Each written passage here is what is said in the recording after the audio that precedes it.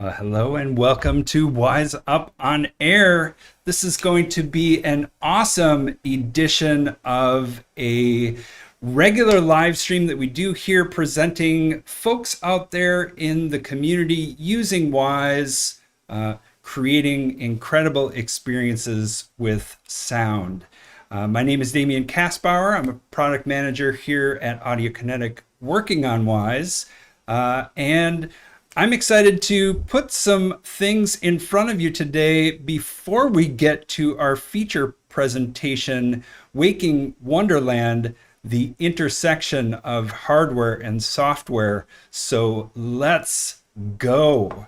A lot of fun stuff happening over here at Audiokinetic right now. We've got our 25-year anniversary happening. That's 25 years of Audiokinetic. 20 years of Wise. We've been out here doing this for years and excited to be working with folks out there reaching for great sounding experiences with Wise.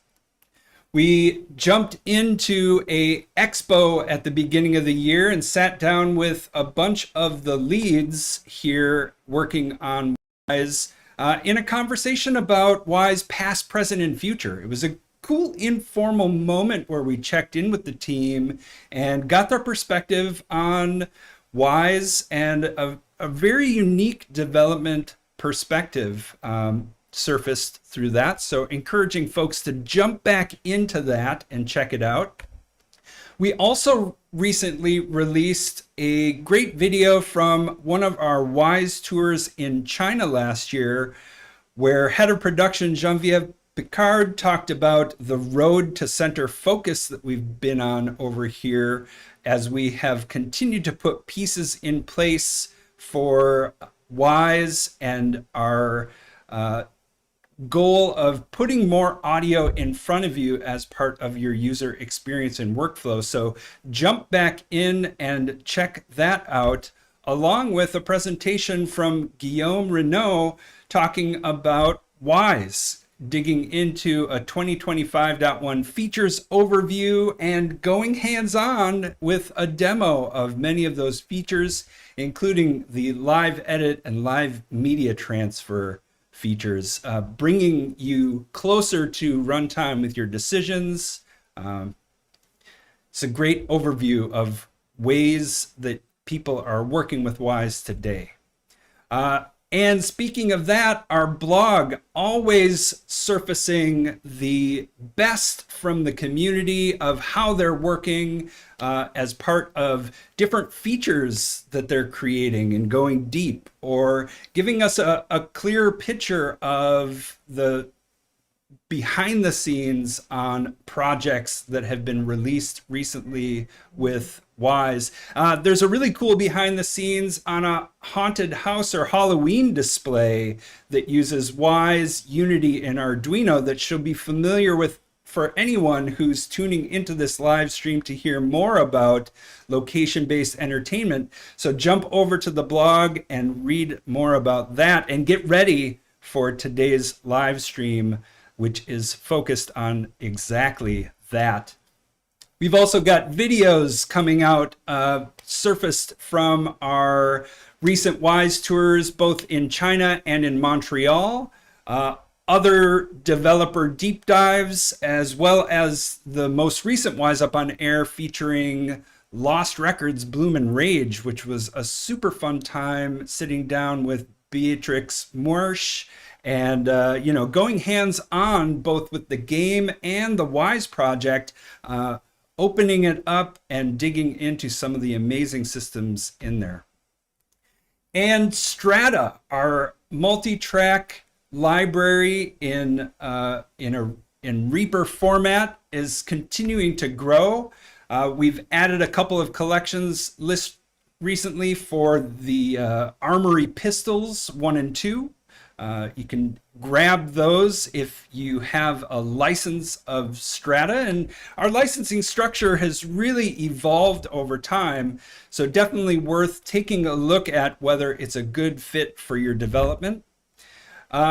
Meanwhile, Audiokinetic out there in the community, Over in Japan, we're going to be attending Bit Summit in just a couple of weeks. Our team will be there at the booth and featuring a game from Kitty Bango called Nico Tissue. This is a crazy cat game where you're just making a mess. It's the most beautiful thing. So we're excited to be joining folks at Bit Summit, so hope to see you there. We're also coordinating a community event around that, and so if you're in the area, definitely drop by and say hi to the team in Japan who's working to bring Wwise to the community. And speaking of community, if you haven't heard of it by now, Air Wiggles, the online audio community, is coming again this year with AirCon 26. And again, we're just a couple of weeks away from this. This is multiple days of online presentations, free and accessible to everyone. And as part of that, Guillaume Renaud and Alessandro Fama from Audio Kinetic will bring a What's New in Wwise News from Audio Kinetic presentation on May 23rd. So queue up for that. They're going to be letting some of the new features of 26.1 out of the bag in advance of the beta. So you'll want to queue up and check that out. Meanwhile, they are also holding a worldwide audio meetup with participation across the globe from various audio communities in person. And so I'm super excited. If you have a local meetup, turn up and be part of this worldwide celebration. And I'll be on the ground in Berlin on Sunday, the 24th of May, for anyone who is around joining in the fun. So I'm looking forward to getting back to Berlin. It's been a couple of years since I participated in Gamescom and DevCom, so I'm looking forward to jumping back into the Berlin community and celebrating this AirCon 26 worldwide audio meetup in person with them. And this is part of a Euro trip that I will be headed out on, and joining my friends at Audio Kinetic in Europe, Ksenia and Alessandro. We're going to be jumping around between conferences and community meetups across Poland and Belgrade and Berlin and Copenhagen and Czechia. It's going to be a fantastic tour, landing at the Digital Dragons conference and Game Access in Czechia. Super excited to connect with folks over there and visit all of these great communities out there in the world. So I hope to see some of you there. Definitely say hi if you make it out to one of these meetups. And jump into this QR code to get registered, and we'll make sure that you stay up to date with locations, times, and what's new. And maybe you've seen some of our Wwise affiliates out there who are bringing their experience and sharing their knowledge about Wwise in the community. Well, we have one coming up in just a couple of days. These are free to register for. This is going to be 5 use cases for seamless audio blending with Wwise blend containers. Anthony's does a great job presenting. He's going to give you some tips and tricks and really lay out the value of arriving with blends as a core part of your workflows in Wwise. So get registered for that, and hope to see you there in a couple days. And as you know, if you have been tuning in here, we like to shine a spotlight in the community on folks out there using Wwise. And we've been doing it all week this week, featuring community tools that bridge the gap between what Wwise does and what developers need in their workflow. So we've already gone through and looked at the Wwise stem recorder, the Faust to Wwise compiler, and this morning the Maliant VST pipeline.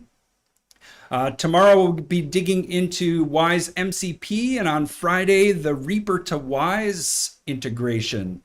So just a ton of great stuff from the community, helping folks to reach for these workflows as part of their Wwise pipeline and really push further towards that context that is so important with making sounds sound great. Meanwhile, check out this playlist of cool things that the community's doing. There's a great audio log out there with the folks behind the sound of Marathon, a really cool drone simulator from FPV Labs and a technical audio breakdown, video from the Goodnight Universe Audiokinetic blog that really hones in on the technique that they leveraged. And then a cool new localized video asset and QA review pipeline that goes through some of the considerations that you want to put in place if you are localizing dialogue as part of a Wwise pipeline. So thanks to everyone out there making these amazing illustrations of how they're using Wwise interactively and dynamically and talking about it so that we can all learn and grow together.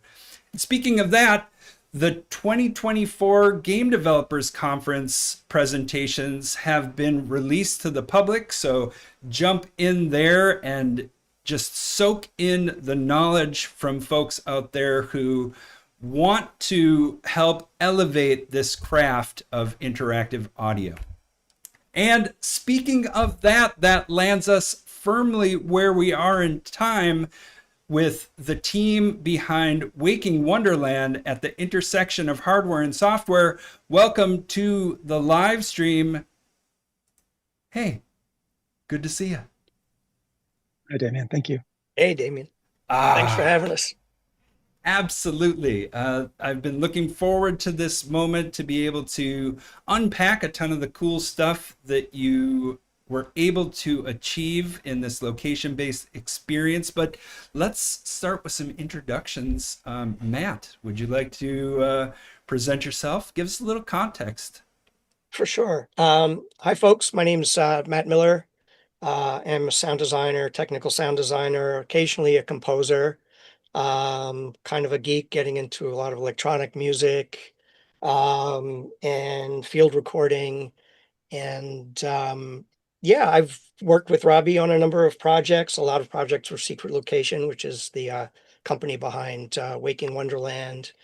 And we've had a lot of adventures with them, VR, location-based experiences. And yeah, so I'm very excited to get into that. Also done a bit of teaching in the past, and I do mentor folks now. So feel free to reach out to me on LinkedIn and ask questions. I love to help folks out. Awesome. And it's fun to see your series on YouTube for the 1 minute ambience vibes. I've really been enjoying those. Oh, thanks. Yeah, that's so any field recordists out there or people interested in sound in general, Sennheiser used to make these headphones called their Ambio Smart headsets, and you wear them like headphones, and but you can record binaurally with them. So I live in the country now, and so I'll go out and just record the sound of a pond or the wind in the trees, and it's just sort of a meditative experience that I like to share on YouTube. Yeah, they're great. So, yeah, thanks for bringing that up. Yeah, well, we all love to rally around sound and listening as a practice, and so it's great to have those out there. Nice. Thanks. Thank you. All right, Robby. Great. Well, hello. Hey, my name is Robby Duguay. As you know, I work with Matt. I've been doing game sound stuff since around 2012 or so. Started out doing freelance, and then that sort of snowballed until we founded Level Curve in 2017. Since then, yeah, I've worked with fine folks like Matt. We've had a team of up to 7 at a time. I got into the game sort of as a composer, and then people would say, "Oh, hey, well, can you just do a couple sound effects?" Like, "Oh, sure." Hey, can you figure out this, middleware, whatever? And discovered that I sort of liked working with people and working with teams and sort of the production side of things as much as I liked writing music or doing sound effects. Yeah. So I sort of found myself in a position of being a bit of a producer, then an audio lead, then a bit of an audio director. Gotten to work with, Disney and Atari and all those fine things. And Level Curve has been a cool and fun and exciting thing. Uh, Fortunately, unfortunately, industry being what it is, things changed a lot. I found myself, let's call it underemployed. It was, it's my own studio, but our team shrunk to essentially nobody. I now work for a company that measures water use, lovely company, a local company called Smart Watering Systems. And I manage a team there and very Nice. happily integrated with that. But it is very nice for me to be able to come and dip my toes back into interactive audio and talk about this today, because some of the memories of working with Matt on this and being boots on the ground and stuff, and especially in Atlanta, uh, some very core memories of doing Yeah, this project. So I'm excited to share about it today. Nice. Well, it's good to have you back sharing your experience, and shout out to Game Audio Atlanta, Yeah. recently on the map.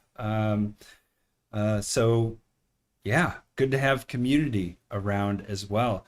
Well, let's jump in. I'm Cool. excited to Great. get boots on the ground, as you say, in this location-based experience. So take it away. Tell us more about Waking Wonderland. for sure. Let me get past a few cards here. This is just our intros. Here's a bit of just a trailer for Waking Wonderland so we can get a sense of what we'll be Great. talking about.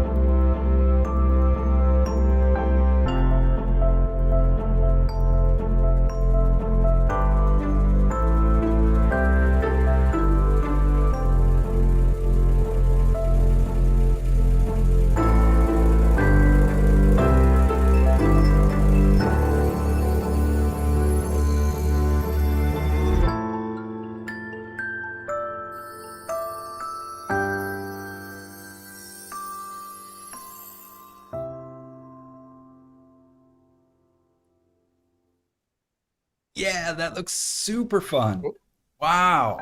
right on. Sorry, let me get to the next slide here. So good, we should watch it twice. Yeah. And a bit of backstory to this before we hop into things. So, um, actually, is that the? I'll just start talking.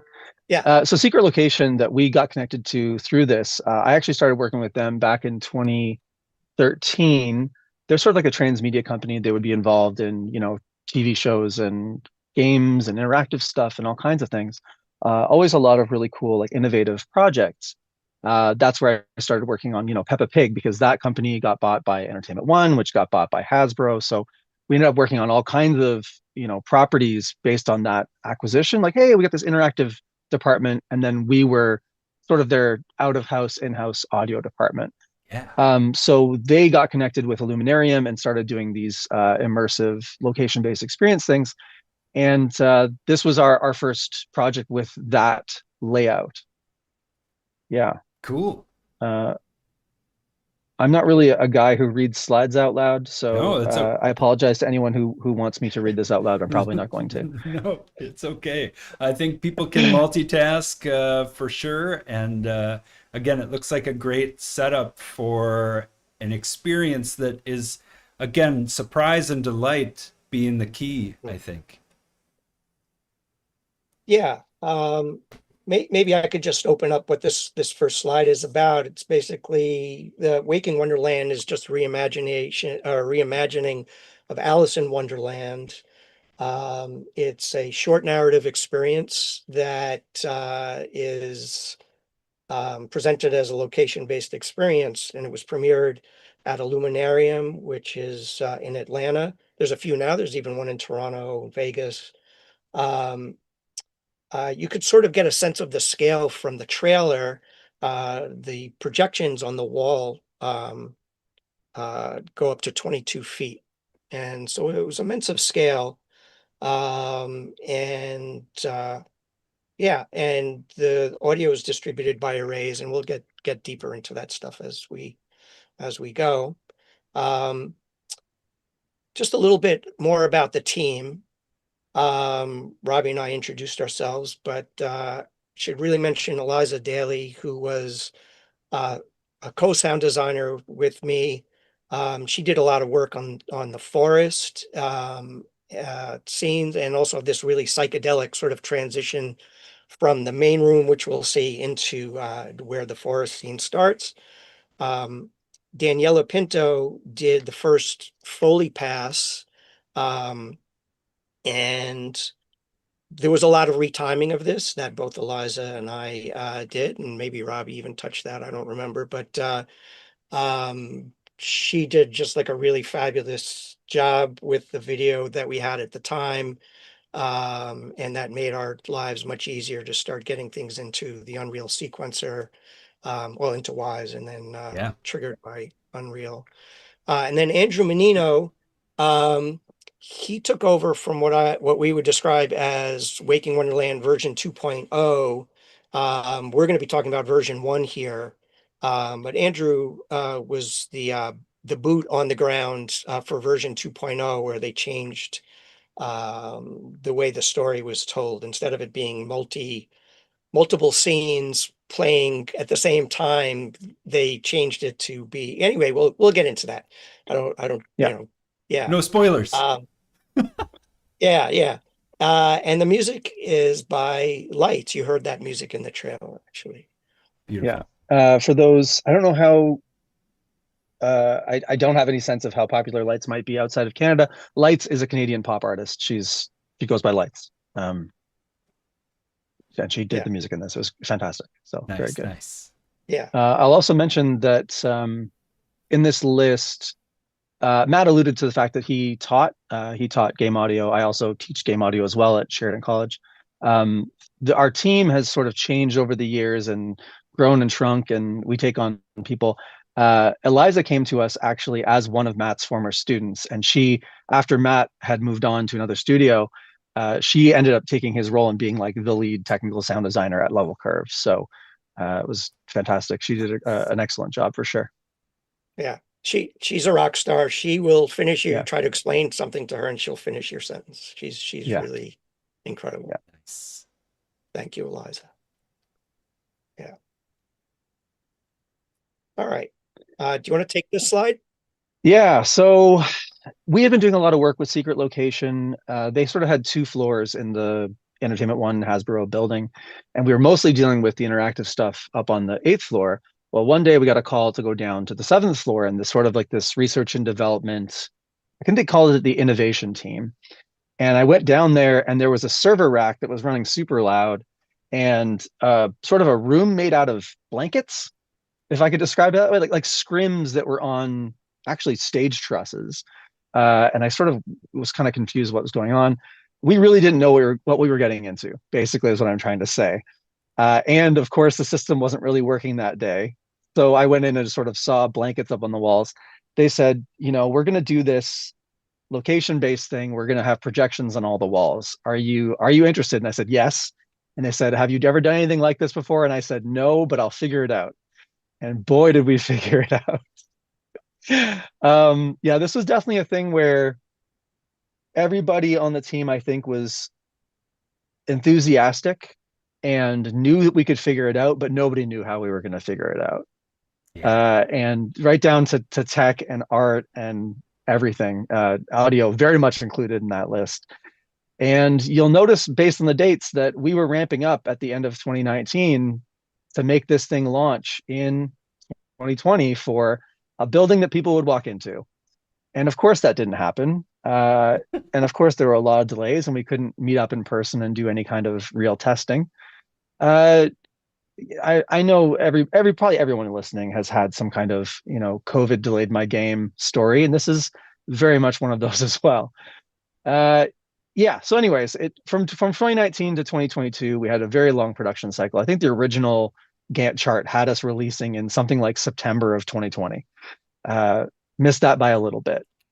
Yeah. On the technical side, of course, Unreal 4.2 or 4.27 and Wise 2019.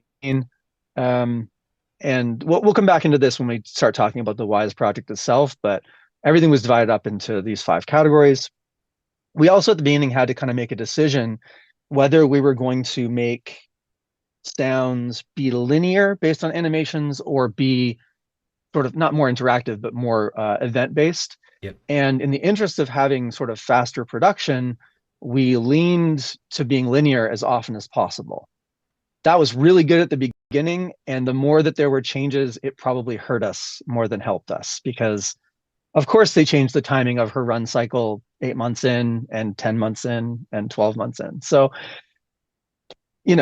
we did our best to guess what was going to happen. And of course, looking back, if we had started over, we would have done more things more interactively. But these were the categories we decided to, make our actor mixer hierarchy kind of fall into. And yeah, I think we can move on from this slide, but Yeah, pretty I just standard want to stuff. add a little tangential Mhm. sort of anecdote to this. So we worked on a narrative VR project with Secret Location called The Great Sea, and there was a scene where the protagonists are being chased through this abandoned building and metal stairs. It's all dilapidated. Things are collapsing around them. And so we had, a garden variety event in Wise with switch containers for the different surface materials for the footsteps and things. And the dev, Gino Vasari, placed every footstep through this scene. And again, it's like a linear scene, so that we weren't using any sort of collider or anything like that. It was like literally placing every footstep. And God love that man. He so Shout out to Gino. they decided, we're just gonna have music in this scene, like at the end. So that was yeah, Best laid plans. that was Yeah. tough. But anyway, but with this doing sort of the more linear thing, and we could just go back into into Reaper and retime things, export that Foley track and bring it back into Wise and Unreal was I think the better compromise there. Yeah. Easier to give ourselves the work rather than give the dev a work, because at some point the dev is not available. Right. Yeah. Right. Yeah. Well, and again, like questions of how deep to go into building systems on the game side to support features like this, which are, they're controllable from a development standpoint, but the people going through the experience don't really have agency to control. So you're really just goal is to represent this sequence with as much emotion and support from a sound and music perspective as possible. Yeah, So, For sure. I think the animations changed for like editorial reasons. They just yeah. redid stuff, but there are also practical considerations, getting things to work in the Illuminarium space.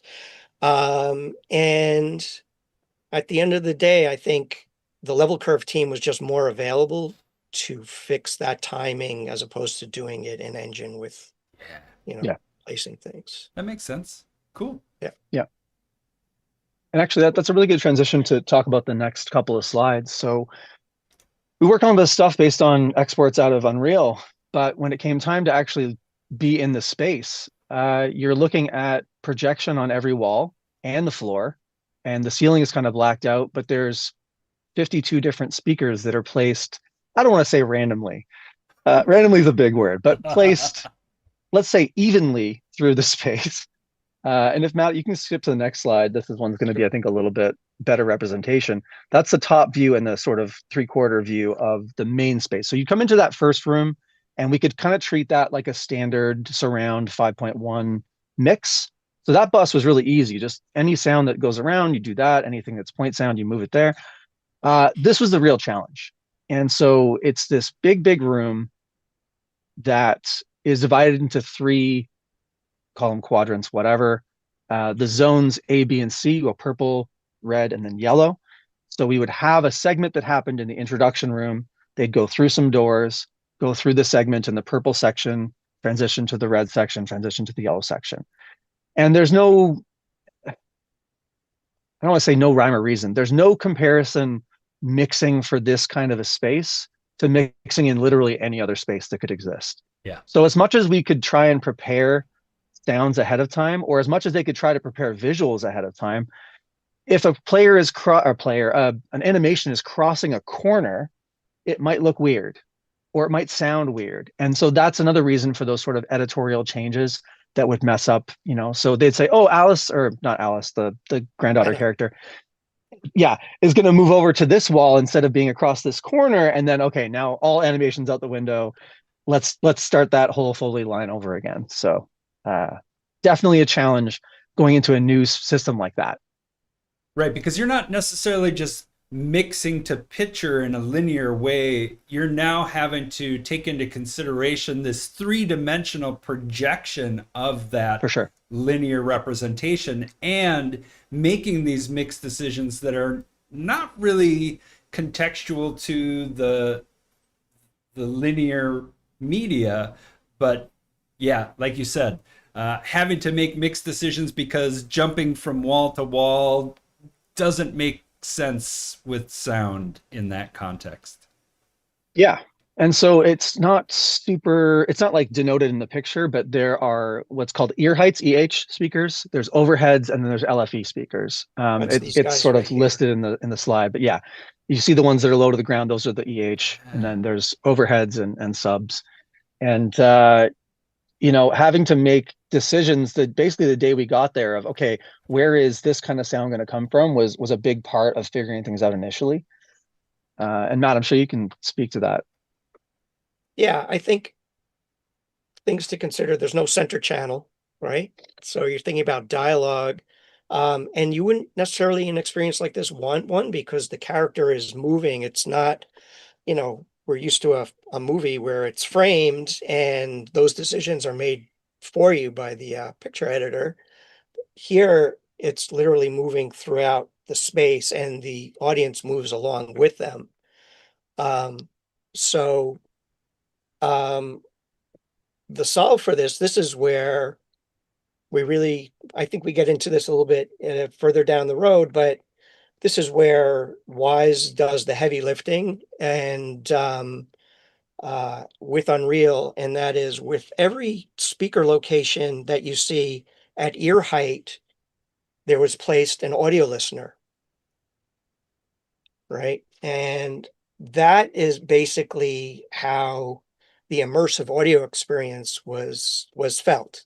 There's a great blog that we've discussed here. It was sort of our Bible, sort of explaining how this sort of interpolation between speakers happens.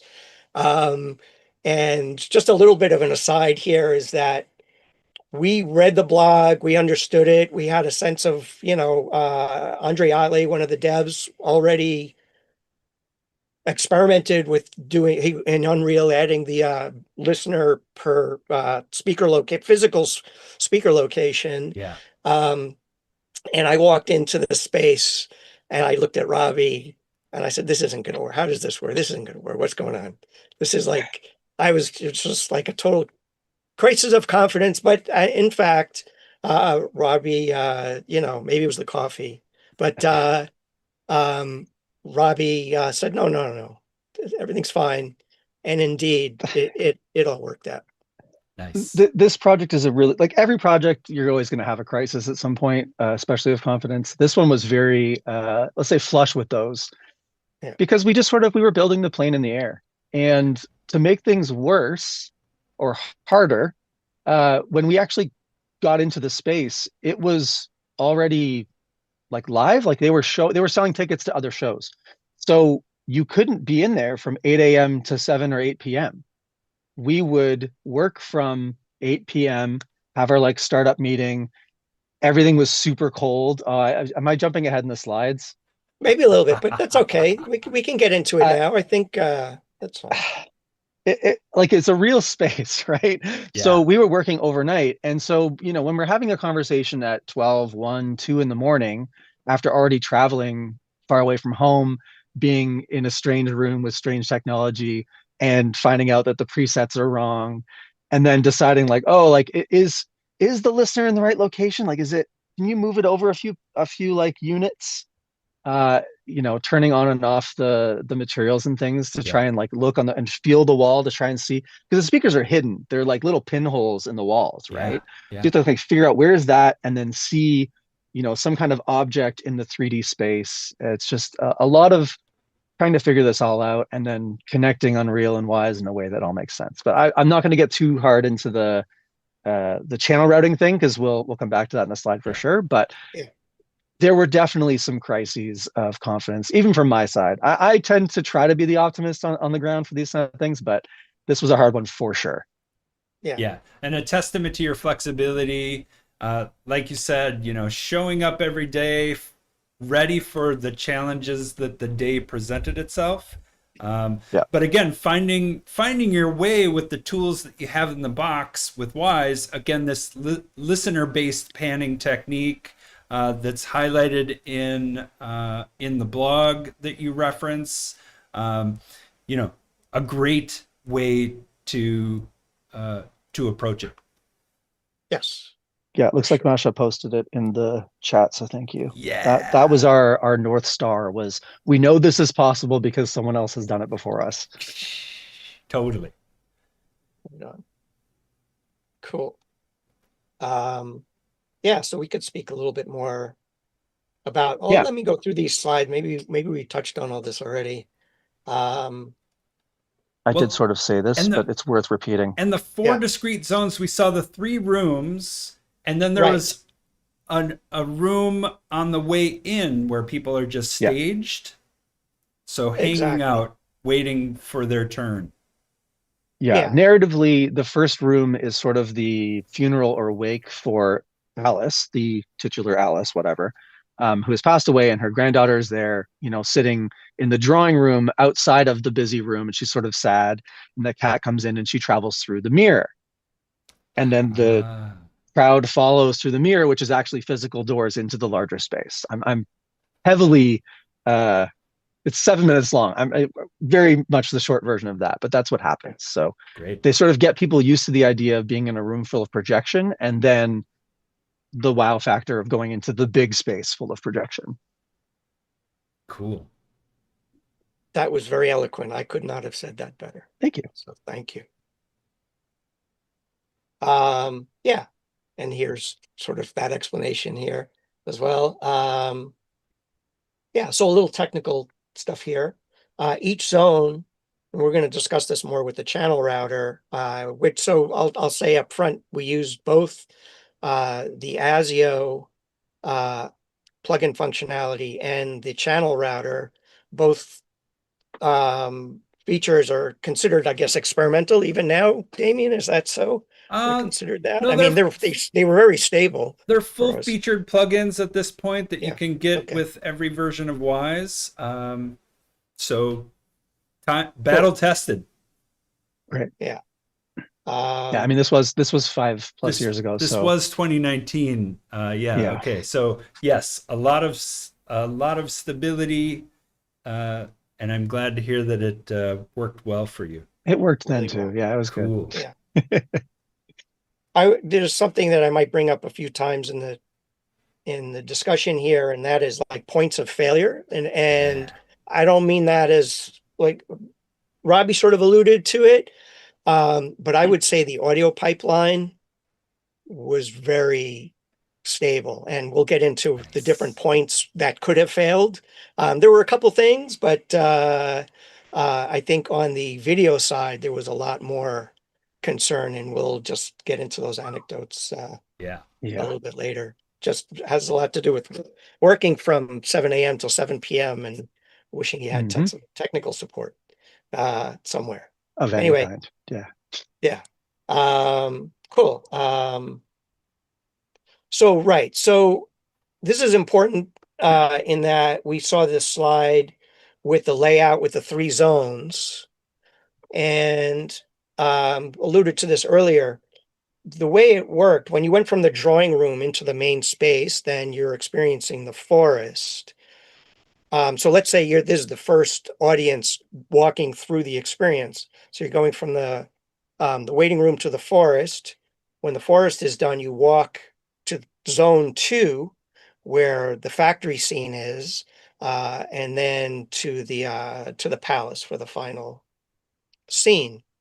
When the second group walks in, the first group is at the factory and the forest restarts.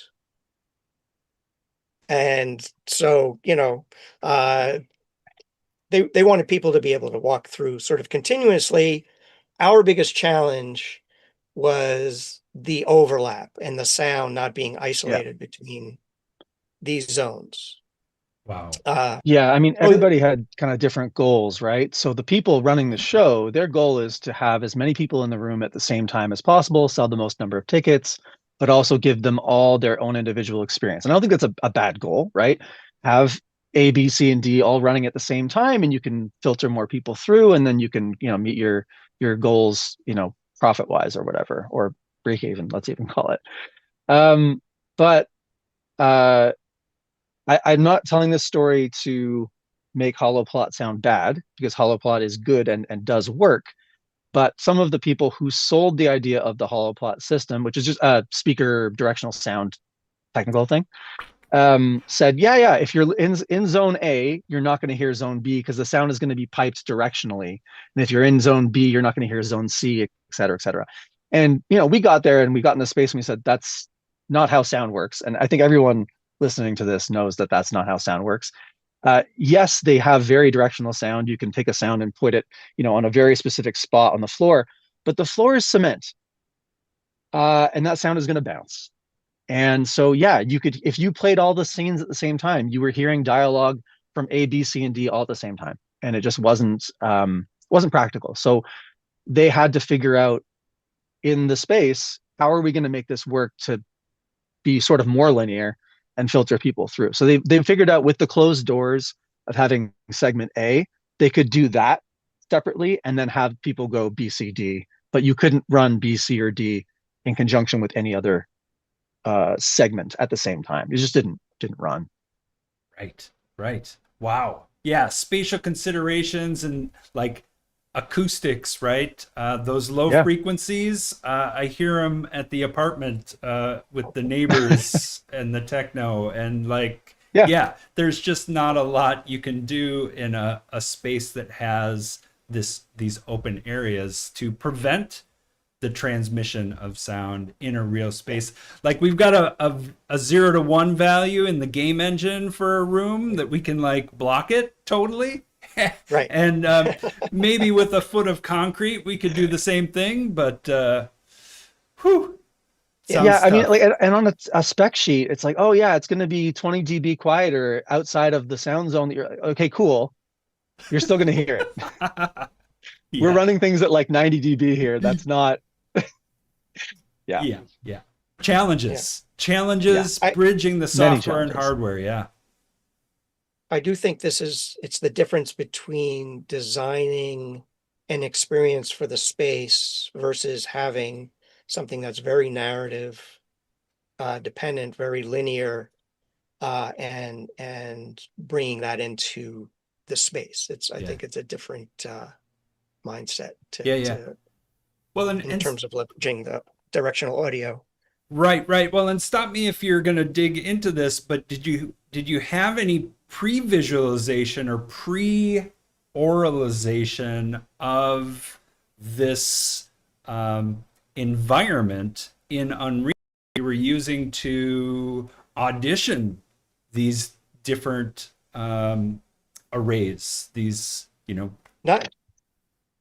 Not really. In fact, a big part of the work for the dev team working in Unreal was managing all the different servers for the projectors and synchronizing the scenes Right. just so that they would play one after the other, but also be able to loop.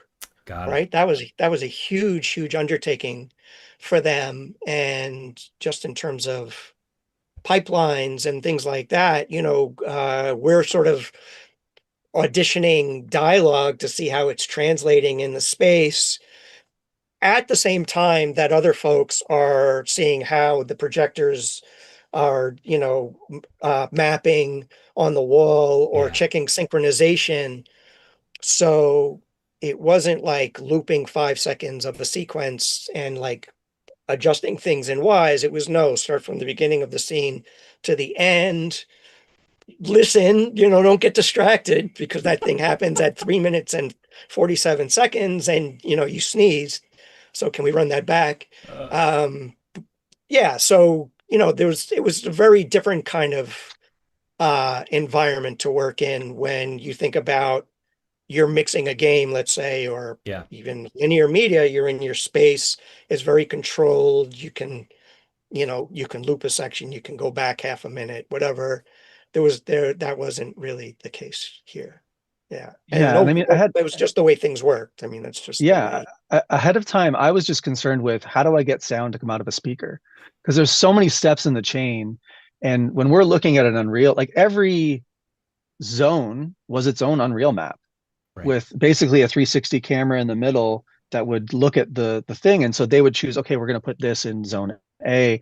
And like Matt said, the tech artists are trying to figure out, because basically you have to UV unwrap the room perfectly and Mhm. then project video to that from Unreal that's working in real time off of multiple servers that are all, slaved to a master server. And even that UV unwrap process was, I don't want to call it ridiculous, but a technical challenge. For sure. So for us to, like you said, previs, yeah, we had all kinds of video captures of what each scene looked like, but not any indication of how anything would play at the same time, or any kind of where's the seam between the forest and the factory or whatever. So that was all sort of, we got there and figured it out.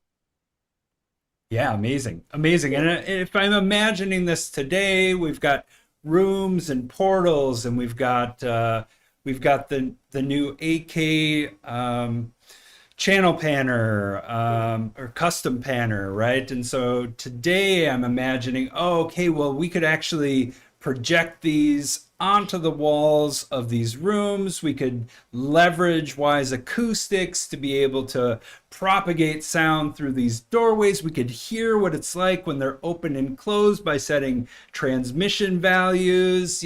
We could probably mock this up in Unreal simultaneously in some ways, leveraging these different pieces.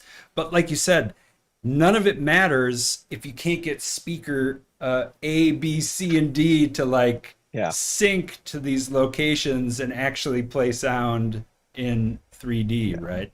Yeah. Yeah, Yeah. amazing, I, amazing. I would, Robbie, tell me if you agree. We sort of ended up the speaker using the speakers as sort of like having discrete functions. Like this is the ear height speakers, for example, were really for movement, yeah, and the overheads were for ambiances and music, things like that. So I think that we use that for clarity of mix, I think a little bit. I mean, for I'm sure. trying to think back Well, to and that. we wanted to have sort of the music and the ambient track to be kind of everywhere. And so the overheads made sense. We don't have to have super intelligible anything. There's no kind of, vocal singing. We just need the music to be around. But we did want to have, when the Mad Hatter is there, sound comes from his voice from there. Yeah, And so we did have to do a mix of, sometimes if a character was standing in the same spot for a long time, we would actually just direct route that speaker, yeah, because why not, right? yeah, And in other setups where the character walks across, we'd have to use the channel router and an RTPC to follow, how much mix is going to which speaker along the way. And finding that balance was easier than I expected, honestly, once we got it working. But figuring out what the rules were was a large part of the work for sure. When one of my favorite things to experience. The very beginning of the forest scene, there's a before the characters walk in, there's a bunny that's sort of hopping into the scene. And then when the Cheshire Cat and Anna come in, it scampers off. And so it really just makes like a beeline across all of the ear height speakers. And so you hear it moving. I just, that to me was That's a tech such a demo. It's satisfying, subtle thing, you know? But I want to get back to something that Damien was talking about in terms of Unreal, because of the wrapping nature and things not being framed like in a traditional cinema. When we had to, let's say, revisit Foley, you couldn't just set up a camera in Unreal and and let it go and it's going to follow and do what you want. No, you would have to shoot 30 seconds of the camera from here and then move the camera, shoot it, wait for the transition for the character to then walk into the new camera position. And so even the Foley couldn't be put together linearly in a scene. It had to be done in little bits and pieces, which was not an ideal workflow, but something that you just sort of got used to. right. Also, just to get the footfalls right, one thing I did was I would move like the grass texture from the forest so you can see the actual footfalls. Otherwise, they were quite ambiguous, I found, to get those to sync well. So yeah, so I would say some unique challenge there, even on the production side of getting uh, things to sync and to resync and resync and that sort of thing. Yeah. Yeah. And we're not talking about it too much today, but I will say from version 1 of Waking Wonderland to version 2, in version 2, the entire space was the the forest, or the entire space was the factory. So things were sort of expanded, and those seams between worlds was done away with, and it made a lot more room and a lot more space and a lot more editability to be able to do those nice mix things, and it was a lot easier to work with. We knew what we were doing a little bit better, but yeah, doing the whole space as one scene is a lot easier than trying to do three at the same time. Yeah, Yeah. well, And kudos that's to Andrew Menino who took that on Yes, the ground shout there, out to Andrew. that version too. when we the more we iterate, the better we arrive at something that is tenable from a workflow perspective and at Yeah. that quality that we imagine. So glad to Yeah. hear it. I it's sort of like live theater where you sort of do your best and you get it on stage, but then you can tweak. It's more like that as opposed to we're used to in games and linear film to be able to iterate before release. Not that things don't get fixed after, Yeah. obviously, but you know, to figure those user experiences out beforehand. Well, and I always love this analogy to theater because there's so much overlap to a location-based experience. Like, and I don't know, we haven't talked much about actors that might be participating to help people through the experience, but certainly some Mhm. LBE have a whole cast of characters, which again put in the context of a theatrical presentation. Well, yeah, it is interactive audio and this theatrical real-time human intersection with the real world. Yes. Yeah, there were props of mushrooms um, throughout the forest area, and there were sort of ushers slash,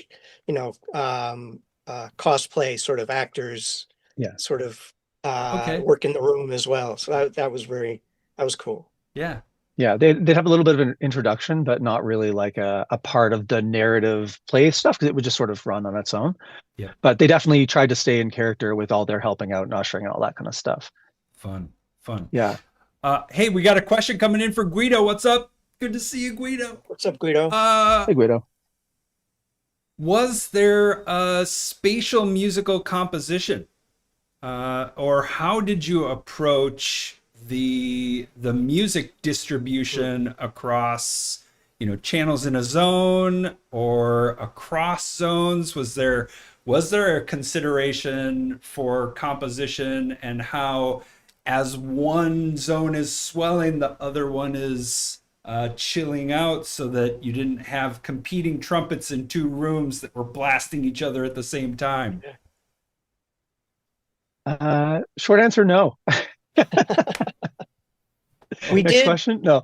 Uh, So I would say we did our best to have the music play away from in the opposite direction of an opposing zone. So if we have Yeah. zone A in the main room where the forest is, and this is zone B over here, we had the music playing into the forest as opposed to doing it in quad like that. And then we did the same around. Um, at least that's where we started. We may have ended up just doing more of like a quad thing ultimately, but because it might not have, but it wasn't optimal. I'll just say that. no, and we did opt to use the overheads only, Yeah. with I think a little bit of LFE Mm. for a couple moments, like the earthquake type stuff, but really just sort of overheads. And all the music was composed before we ever really started working on the project, I think. They sort of had the timeline of what they wanted, and Lights composed all the music based on the brief and based on the sort of animatic. And then I was delivered a bunch of stems. So I did a bunch of music editing, make sure that the timing lines up with how the dialogue's going. They change it, I rearrange, whatever. And then I think I did use some stems to kind of, let's route part of the stereo mix over here and part of the stereo mix over there. But ultimately, it ended up just sort of being a quad thing that I hobbled together based on Light's composition. So no, it was not composed in any kind of spatial format.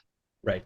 But you acted as a kind of interactive music remixer Of of course. sorts, putting things in discrete places and making those For sure. decisions. So, all right, Yeah. cool. Yeah. Yeah, thanks for the question, Guido, and yeah, nice answer. Cool. Yeah, and actually, so moving on from this, so we have, the blending and the panning of the ear heights for the dialogue and the sound effects and Foley lines and all that. We have our music and our ambient stuff coming up from the ceiling as well. But then this came into effect, especially for version 2, but also in version 1, because it's a space that has all this empty, unused space. They created these interactive elements. So yeah, there's a character walking across and talking, but then there's something on the floor, and if you step on it or move your hand over it, there was lidar stuff that would trigger an event that would happen in Unreal. So Yeah. we had to do sounds related to that, and that's where that sort of hollow plot directional sound stuff really was the most helpful. And then yeah, we sort of got to do our usual interactive audio thing where, hey, Yeah. we're going to turn this crank. Okay, cool. Let's make an interactive crank sound that goes with this animation in Unreal. So that was a whole other layer to the already existing narrative linear stuff that was going on. Oh, that's awesome. And you said a crank, so they would actually put a physical object in there, or?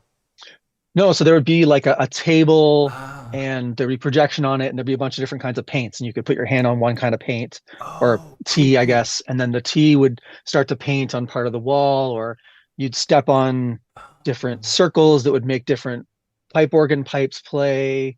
Ah, Just awesome. stuff on the floor that would make stuff on the wall interact, or stuff on the floor that would make the floor interact. Because there's projections everywhere in real time and Unreal, so I you could get just it. do kind of everything. Should I Yeah. should I jump ahead to a little Please, yeah, demonstration of that? yeah. Cool. I can come back to this stuff. I So mean, you this you kind is of already touched on that anyway. Yeah. So this is in the drawing room, so which also served as a waiting room, like where the audience congregates before the performance starts. And not a great, this is just iPhone video, but essentially what we're going to see here is as you walk up to the piano, it starts playing some ragtime. So, Cool. and we use the hollow plot to project the piano onto the wall in that specific location. Won't translate here, unfortunately, but take our word for it. We're good people. It really happened. Yeah.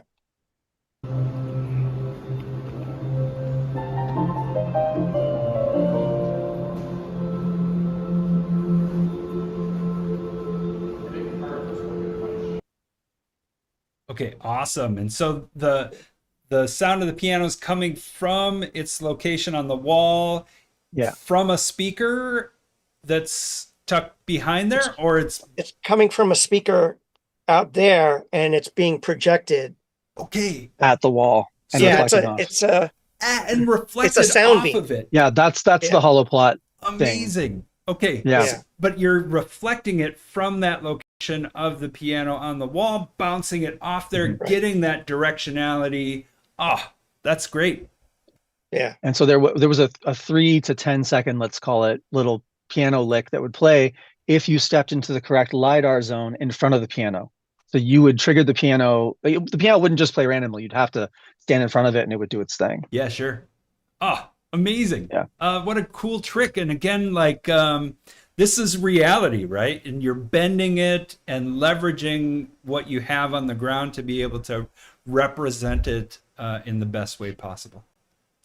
Yeah. Yeah. And just interrupt this thought for quickly. I just see in the chat there's a question from Aline about interactive music. How did the music interact in the different zones? So ultimately, it ended up not. Because it was too noisy having all the zones at the same time, they elected to have just the forest play, and the other zones would be sort of like, they'd still be there, but they'd be sort of dimmed, and no sound would come out in those zones except for maybe ambience. I really made the music go linearly with the narrative sequences. So no music would play in B or C when A was playing, that kind of thing. It was, we ultimately, it didn't work. So that was the answer there. Nice, nice. Hey, thanks for that. Yeah. Thanks for the question. Sorry, Matt, we can get back to the LiDAR thing. Yeah. Well, I wanted to mention about the ragtime piano. So this is an example of being on the ground, and I can't remember who it is, came up to me and said, "Hey, it would be great if we had some music on this piano." And there's no way I could do it in Atlanta, like with a laptop. Well, not no way, but no way I could do it Not well. practical. So I basically called Robby up, and he got it like that evening or the next morning or something. Yeah, and I got it was right in I was there. home for that trip, so I was able to make it happen. Amazing. That's collaboration. Yeah, that was great. So here's another more open example. This is the factory scene. So this is in between. This is zone B. So zone A, forest. This is zone B. And so there's a lot of interactivity here. You'll see the kids and folks running around interacting with stuff here.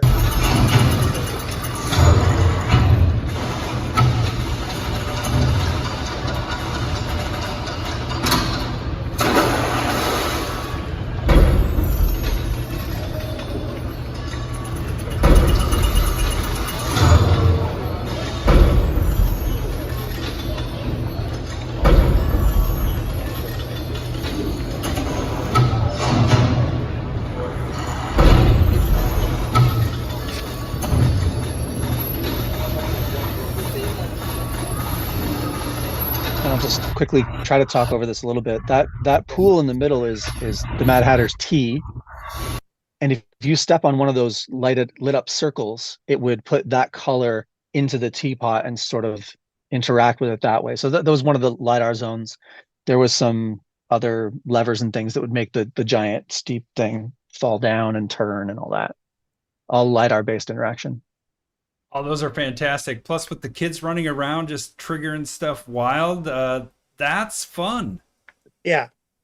Yeah, once stuff worked, extra care was taken not to spam the cannon. We just yes. Yeah. Yeah. You need that new post-event cooldown feature that we added to 25.1. Uh-huh. Right on. So, you know what? I am going to escape and redo this because I don't know why that happens. But anyway, so I think we're gonna geek out a little bit now. Yeah. If we haven't already, I don't know. Now the real geeking starts. Yeah. So this is not understanding, like never being, having visited the space illuminarium, um, holoplot being a really new concept. And so these were our questions that we came uh, to holoplot and the illuminarium teams with. Some of this is like just boilerplate. Sure, why not? We should know where the speakers are. And we did get this, and I Yeah, didn't understand it for a very long time. yeah. Also, it changed when Uh, we got there. Not necessarily this list, but so let me little pre uh, thing here. The audio pipeline there was um, Wise into with the ASIO driver ASIO. using channel router into Dante virtual sound card. So that was our ASIO device.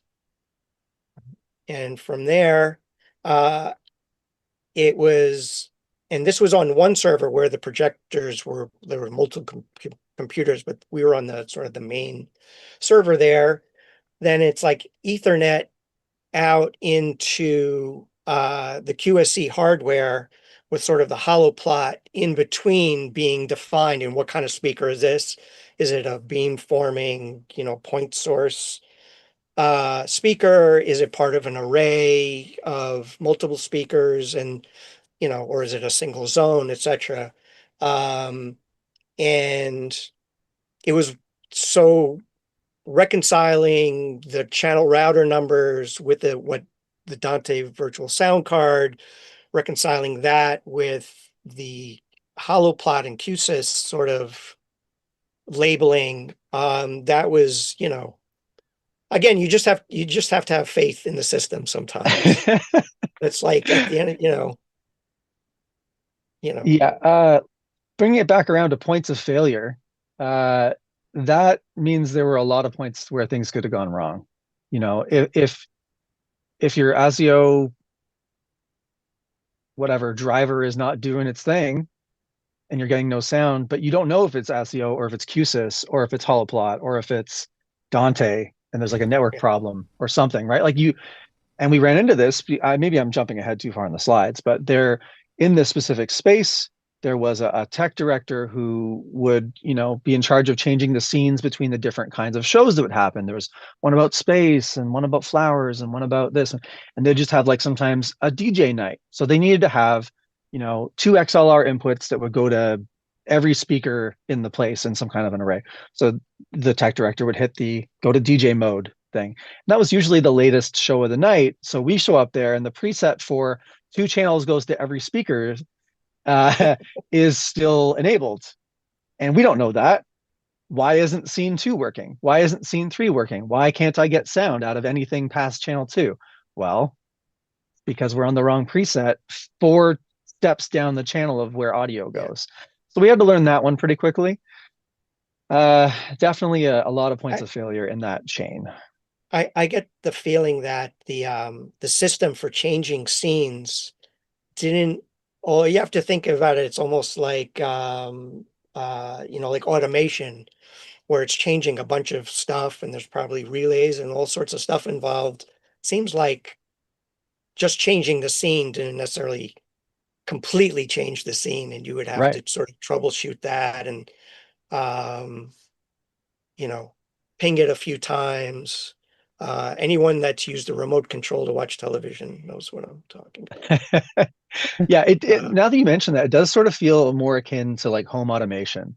If I yeah, press this button and it's talking on Zigbee to the thing that's talking to Home Assistant, that's talking to HomeKit, that's talking to the light, like how many steps is this light switch going through to make this happen? Yeah, there was a lot of that kind of stuff with how the audio was being routed for sure, and yeah, visuals too, for sure. Thankfully, that one was not a problem. yeah. But yeah, Um, but I think that, all that being said, I think the audio pipeline was pretty painless compared to what others had to deal with. But so for sure. I mean, you yeah, learn the hard lessons of knowing which preset to be on, and yeah, then as long as you know that that guy hasn't gone home for the day yet, and you can still hit the button, we're okay. Yeah, there was a little bit of gatekeeping on the scene changing, unfortunately. So Yep. that's And okay. We if it made was it my through. system, I would be particular about it as well. I can't really blame Yeah, them, but it did make our lives harder a couple of nights for sure. yeah, You found your way through it, Yeah, and again, like these are the challenges of working in a real space and trying to find your way to a workflow that you're building on the ground, right? You're really trying. It's not as easy as just yeah, open this app, that app, switch your virtual sound card. It's actual humans in a space with buttons and uh, all of the messy parts too. yeah. yeah. And yeah, there were so many times where I said to the team, like, okay, can I just do like a 5.1 mix? Can I just do like an Atmos mix? Yeah, Can we just make this happen? And the answer was always like, no, you got to go direct routing. And I had no idea how that was going to happen. So thankfully, Mr. Matt Miller here is a very studious technical sound designer, and we got there. But nice, nice. until we were there and really figuring it out, I really didn't know how Yeah. this was going to work. Yeah, so this slide and the way it's unfolding, these are like trying to deal with our preconceived notions and getting answers to those questions. Um, you know, is there a defined surround sound system? No, there isn't. Um, routing buses one-to-one from Wwise Dante to the hollow plot system? Not exactly, no. Um, uh, like one bus per zone, meaning can we have like an array that defines zone A and one for B and one for C? And would that, even if it's not a traditional surround sound, would it be some sort of cohesive system? The answer is no. It's like, Right. it's really a la carte. It's like what you want it to be uh, Yeah. per uh, per production, Yeah, essentially. Yeah. the And default is basically they said, custom. yeah, the default was Yes. custom. Yeah. There are 52 channels. If you send audio to channel one, it's coming out through ear height one. And if you could send it to channel two, it's going to ear height two. And I had so many spreadsheets that were like Wise, channel one, Dante, channel one, holoplot, channel 16. I don't know why, but we had to figure out like, so Right. the very first thing when we got the sound connected, I think this is the beginning of the next slide. Matt, you started auditioning speakers Yeah. because we just didn't know what channel was what. We needed to make that Yeah. spreadsheet, and we made it multiple times of figuring out how is sound coming out of where. Trust but verify. Yeah, That is the yeah. Um, and yeah, so let me see. I'm gonna jump ahead first. Oh no, you don't have to do that. I was gonna actually show the white noise or the pink noise generator, but we'll get to yeah. I that. think that's the next slide probably. But we've just Okay. both basically spoken to these points. Like Yeah. there's a control computer that controls multiple servers that are doing different things. Like one server would do two or three projectors, and another would do another two or three projectors, and whatever. But there's a main Unreal instance that's controlling all the maps and all the projections and all the stitching and all that audio, as well as running Dante to get audio in and out. So Cool. Yeah, that's sort of like the pipeline there. mm, Setting up ASIO was uh, consequential, and routing to the Dante sound card using the channel router. We spoke to this already, having unique listener objects in the physical space, right? Cool.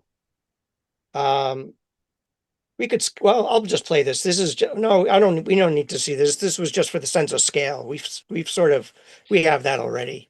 Oh no, I want to see it. Oh, you want to Bring see it. it? Okay. this Yeah, it is a Okay. cool video. You these are should check it out great. for sure.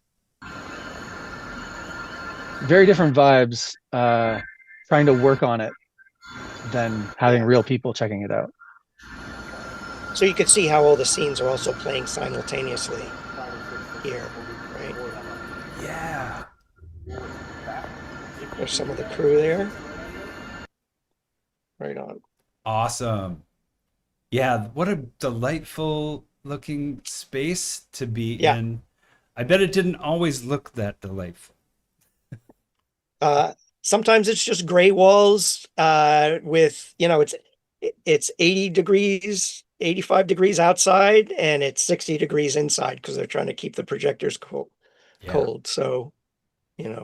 Yeah, and they're also, some of they sort of had like a smell-o-vision thing too, where Oh, I forgot about that. Oh my goodness. yeah. Oh, So the they would trauma. pipe smell into the rooms to try to be part of the 4D experience, whatever. And when there's 300 people or whatever in the room, that works great.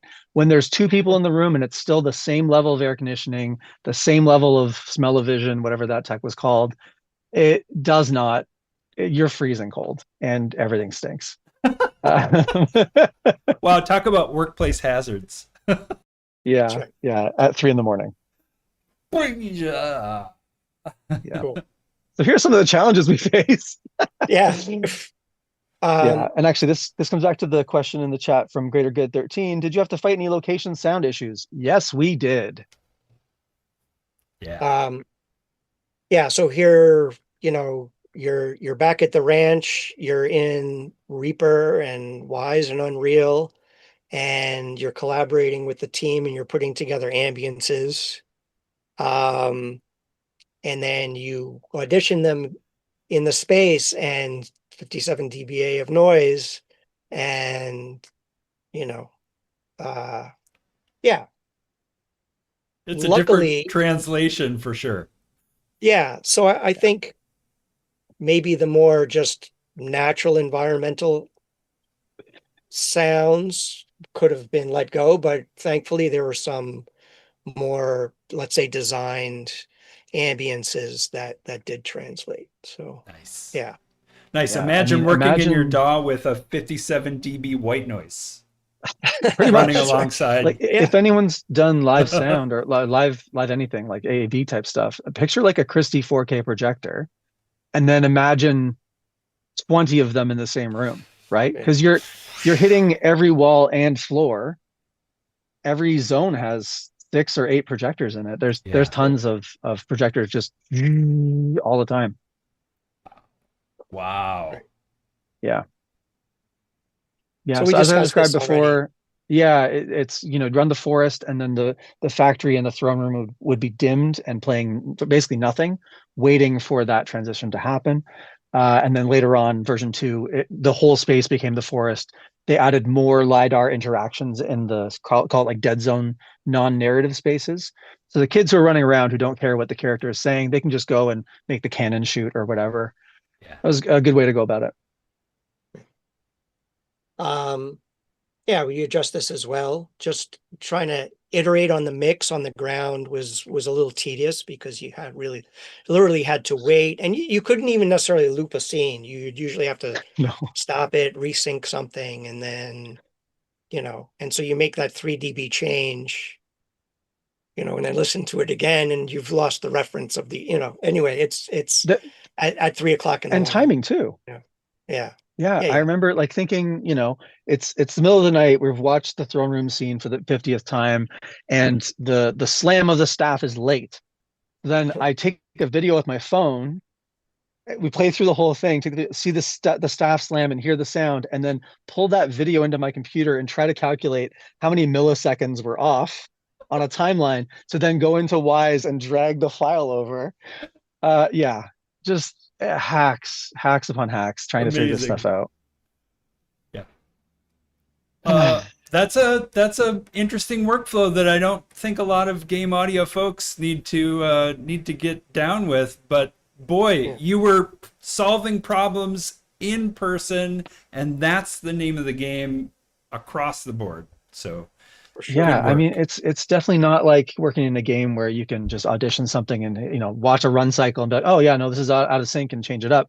Yeah. You have to wait 7 minutes, 14 minutes, whatever, to get to that part of the timeline to then see if your change is good. So you want to be as close as you can. Nice. Yeah. So I think we kind of got used to this a little bit. We did. Especially Sorry, I have to tell us a total slamming. sidebar story. Do it. I'm a fan of F1 racing, and my wife and I watch it.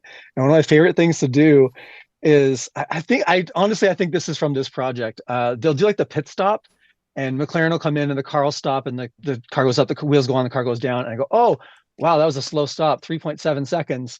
And then she's like, what? And then the screen, it'll go like 3.7. And I'll get like within, yeah, within a tenth, consistently of what their pit stop time is. And it's like, it's almost like a party trick. Like I love guessing it, and I'm very close most of the time. I think it's from doing this kind of thing where it's like, oh no, the staff is off by 800 milliseconds. Let's change it in the timeline. It's also musicality. I think it's For sure. Yeah. able to anticipate the beat. Yeah. Yeah, Sure. or queuing up at the movie theater and sitting down and being like, oh, this is like 6 dB too loud. Yeah, it always is Yeah. though. Turn, Yeah. Or even worse, being in a theater and going to watch like a musical or something, and like, oh yeah, no, later on that's gonna do like this thing is gonna swing down from the ceiling. Like, how do you know that? Like, oh, I can see the safety chain. Yeah. Oh, that's amazing. Oh, I see that light. That's gonna project over there at some point. Yeah. Okay, so burgers and pancakes. Yeah, this is this flips the script on that whole Yes. what breakfast is. Yeah. Yeah. So And just going to give props. shout for a out to second. Dancing Goats. Dancing Goats Coffee, because that was the juice right there. All right. Go to. Nice. And Nice. shout out to Robby for buying me this mug. Actually, it's a favorite. Looks appropriately I went sized. back on other trips without Matt, and I was like, you know what? Matt needs a Dancing Goats coffee mug just to remember the good times. Yeah. Yeah. And it's one of those things where, you're traveling for work, so you get a per diem and you're in a strange city. So you try to find all the best places to get food and coffee and pizza and bubble tea and, Totally. try to get out and see a city. And, if you can get less sleep, you've got all day to go check out the local record store or whatever. And we did that a few different times, but just enough to not have our overnights suffer too much. Yeah. Amazing. Yeah. So two quick things about working overnight, the perils. Mm-hmm. We mentioned maybe the scene changes for the audio not being executed completely. So there was one evening in particular where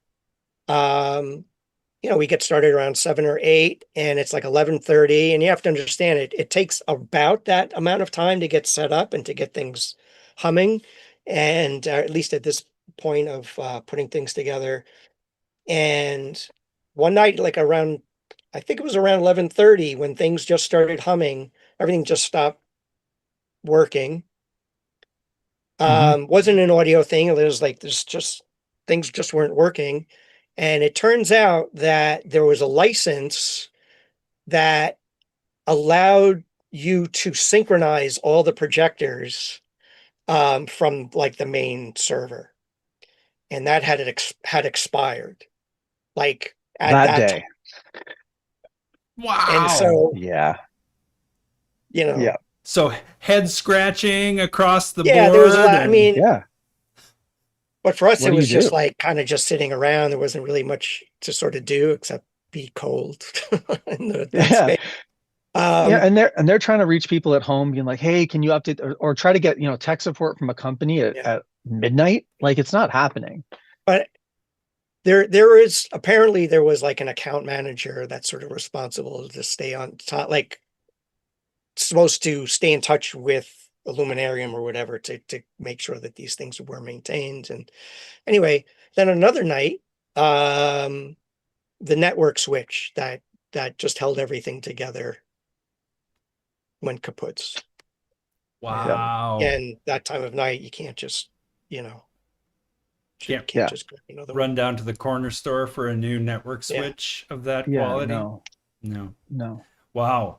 Yeah, these are real world problems that, so sometimes the build fails when it's cooking overnight, or sometimes, I don't know, your computer won't turn on, I guess, but this will take the whole production down, it sounded like, for hours or days. Yeah.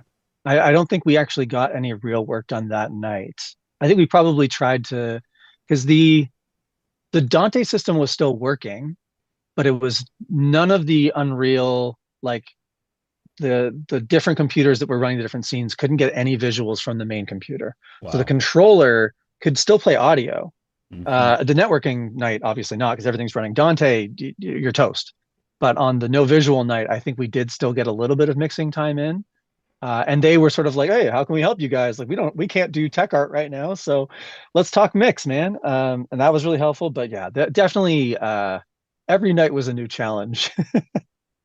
And Yeah, that's the job in location-based entertainment. for sure. It's finding those solutions on the spot to, yeah, get it all stood up. And I that challenge doesn't end when you walk away. I'm guessing that there's still challenges uh, Yeah.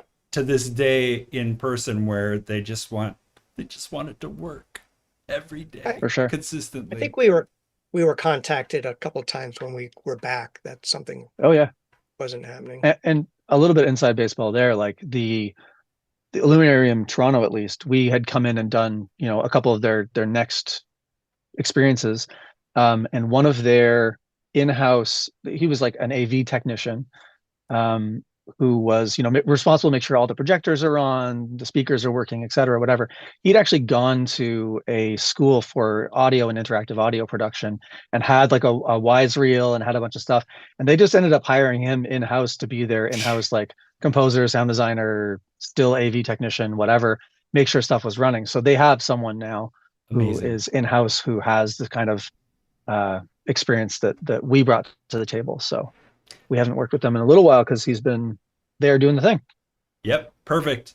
I'll carry this one from the chat from Michelle. Anyone who did rave parties can feel this pain, being in the middle of the woods, 30-minute walk during the weekend, all night long with generators and things going wrong. Duct tape? Yeah, Yeah. that's anything to solve that and get back to the rave. Am I right, Michelle? Yeah. Has Michelle seen Yeah. Surratt? Sorry, that's Oh, that new movie. Yeah. yeah. I need to see that as well. Oh, it's Yeah. wear a helmet. Yeah. It was, it was a lot of go to the grocery store before it closes, Yeah, take a walk at sunset down the beautiful rail path, and then do your best not to suffer in the cold room trying to figure out the big problems all night. that's it. And like, the system was great, the camaraderie was great. We were all there to like have a big win. Yeah, Definitely no shortage of intelligent people trying to solve problems, but there were a lot of problems. Yeah. real. Okay, well, we Yeah. looks like we have some more to talk about. Yeah. Yeah. And yeah, problem number one was, how does sound get to speaker? So the first thing that Yes. Matt came up with was the system. So this idea came to me originally from working a little bit in sound art and acousmatic performance, and so when you set up speakers, you'd want to calibrate them. And so what we did here was we set up a pink noise generator in a random sequence so that we could pulse it, right? Cool. And using the speaker panner, we were able to move the node manually around the system to locate all the speakers. Nice. Interesting. And this was sort of like the first sort of trust but verify. Robby talked about, channel 1 Wise, channel 1 Dante, channel 14 Holoplot. This was our way of, gaining a little bit more confidence, I guess, and that things were being set up properly. Yeah, so this would be a test that you ran every night to just confirm, hey, we're at baseline, things are working. Yeah, Nice. pretty much. Yeah, especially the first night, like trying to figure out how to get even sound out at all. It's one thing to just hit play on the scene and then hope that the music comes out where you think, and hope that the character's voice is going to move correctly. Setting this up the first time and figuring this out was the way to go. And then we didn't do this every night. It was like, if things weren't working correctly, we're like, okay, wait, let's do the pink noise test. Nice. Good to have that in your Excellent fallback. toolbox. Yeah. Yeah. Cool. And just as a way of, because we didn't have, let's say, 5.1 or any sort of regular garden variety surround format to work with, we did use the overheads as sort of like quad arrays. We were able to do that. And so what we did basically is we would take just a stereo ambience, and using Wwise stereo delay, we would send a delay to what we considered the front speakers and the rear speakers using the balance between front and rear. So we were able to set up quad delays. I'm sure other folks have done that, but it was consistent and predictable, and it delivered. So yeah. Yeah, it really worked. I think I have an image of, yeah, so you could see there's one for the forest, a discrete reverb for the forest, and then ditto for the factory and drawing room, throne room. Nice.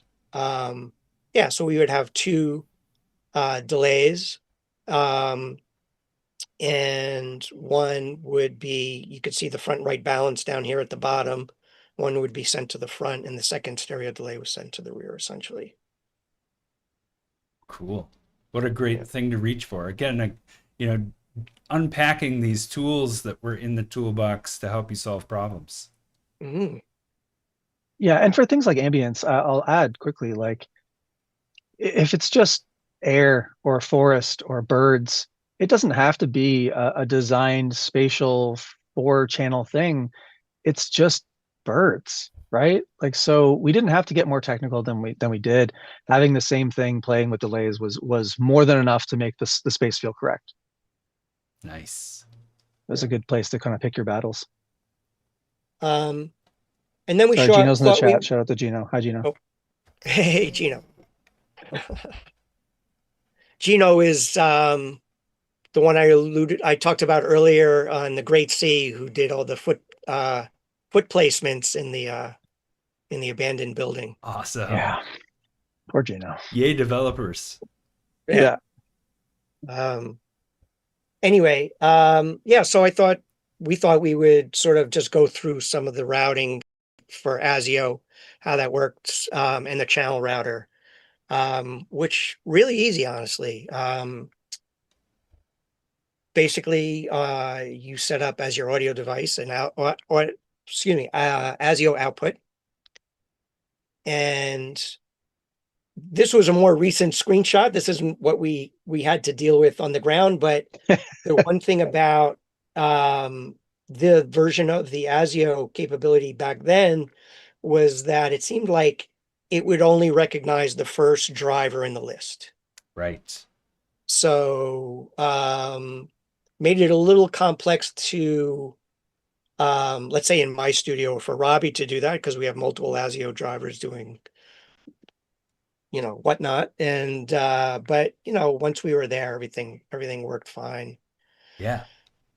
Yeah. And as a result of this project, actually, I then adopted Dante into my own studio and tried to get as many speakers. I mean, I don't know if you can see, like, there's as many speakers as I could get around me to try to create some kind of an attempt at recreating this space here to make the job easier when we actually arrived on site for the next ones. So yeah, every step you can make when you learn stuff to try and make things easier. Yeah.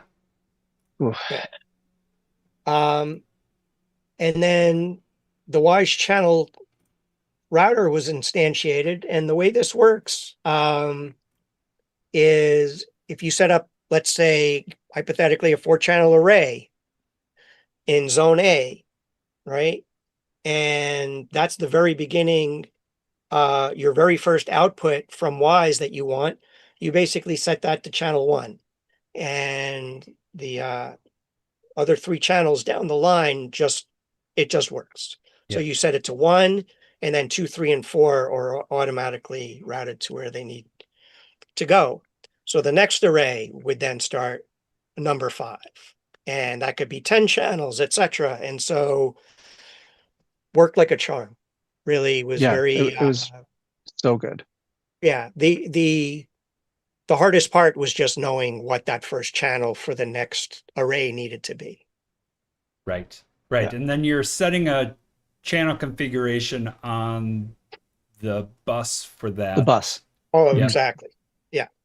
Yeah. So like, for instance, the overhead quad delay thing would be 4 channels.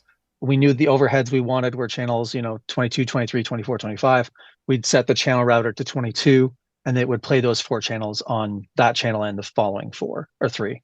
Yeah. Yeah. Perfect. Cool. Yeah. And also I mentioned shout out to this plugin was the best, because if we wanted, the Queen to yell from a specific speaker, we could just directly route that. When that event plays, it would go to that actor, to that speaker with the channel router directly. Just bypass all the directional stuff. Nice. Cool. Yeah, so we're getting towards the end here. What would we do differently? We wouldn't necessarily have a choice to do this. Yeah, make the technical systems work before going on site, but that would have been nice. Also, having a space between the word on and site, that would be nice, I would say. On site, that's fine. Travel planning. I don't know why travel planning is there. Travel planning is there because that, you didn't bring a sweater. Oh, right. Yes. Right. Yeah. And Cool. You can imagine a lot of this was still in travel restrictions. I mean, beyond the idea of we're in Canada traveling to a place like Atlanta across a border, but also COVID restrictions and,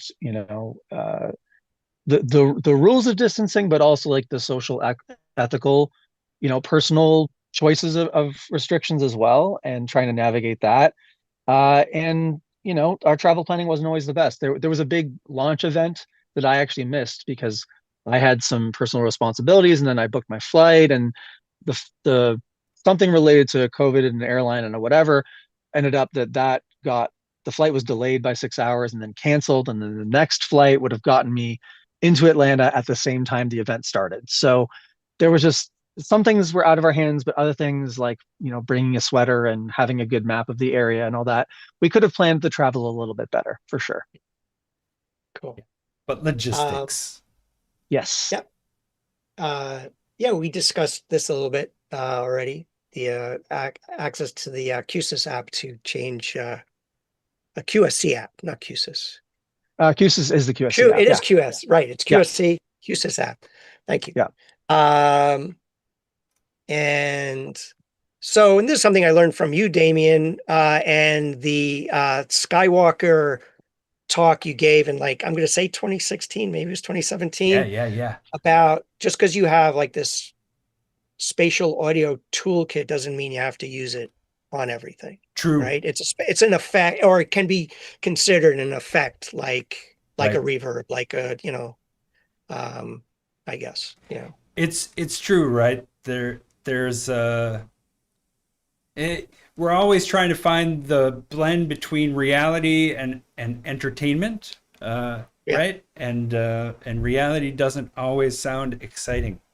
So, yeah, nice, cool. Yeah, maybe. I'm not sure there was a solution for this myself. Robby might have something, but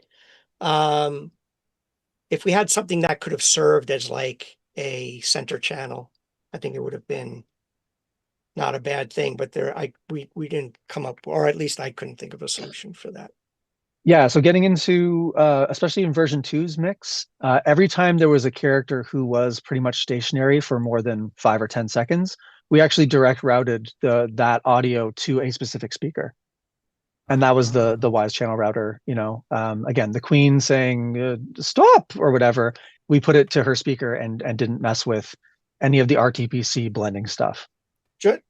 Just to think about that, because you sort of think about dialogue, let's say, in a scene being this sort of linear thing, but no, this phrase can actually sit on another track that's routed to that specific speaker, right? Everything else could be the same loudness, etc., but it's just being moved to another track on the sequencer, so we could do that specific thing. Yeah, every time we had the opportunity to do it, we did, and it always sounded better. It always was more predictable. It always just like felt right. Yeah. Why not do the easy thing? Totally. I jumped ahead. That was the end. So Robby and I would like to give some huge thanks. Folks at Secret Location. The special shout out is to the folks that were on the ground with us. Rob Borghese, Andre Otley, and Nate Diaz, who are the development team. There was a lot of handoffs even between us and them. So for example, make a fix in Wwise, save it, push it.